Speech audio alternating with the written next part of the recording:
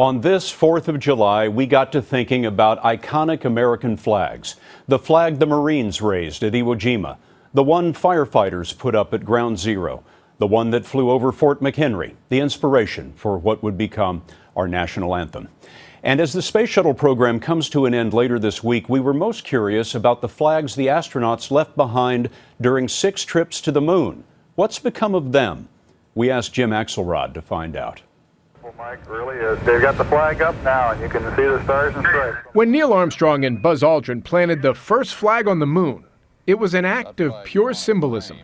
A United Nations treaty would not allow the U.S. or any other country to claim the moon as its territory. This is a very schematic diorama of what the Apollo 11 site would have looked like. Smithsonian curator Alan Needell says the flags planted by the crews of all the Apollo missions that landed on the moon were goodwill gestures to the world. By and large, the symbol was very much understood for what it was, as a symbol of pride, but also a symbol of humanitarian accomplishment. But, as Tom Moser knows, it was also a politically sensitive symbol. An engineer on the NASA team that designed the first flag to go to the moon, Moser was told to keep it hush-hush. It was not a military Department of Defense secret. It was just politically, we didn't want the word out before the event happened. From the beginning, there were technical problems. The Apollo 11 astronauts had difficulty getting the pole deep enough into the lunar soil, and they had trouble extending the full apparatus designed to keep the flag upright and outstretched in a place where there is never any wind.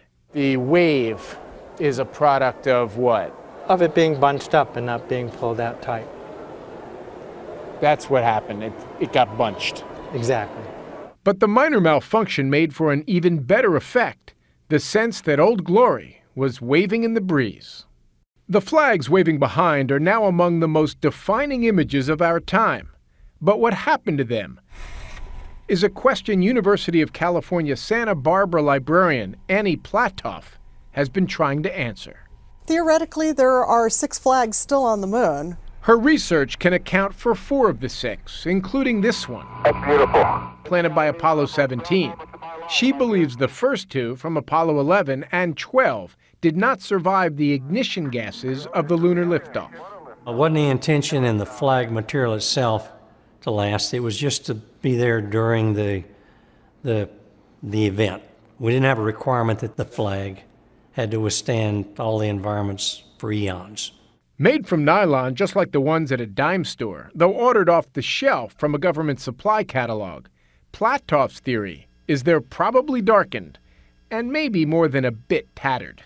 I would guess over time, 40 years, the combination of sun rot and micrometeorite impacts has probably been devastating. I mean, it's not a pretty picture to paint.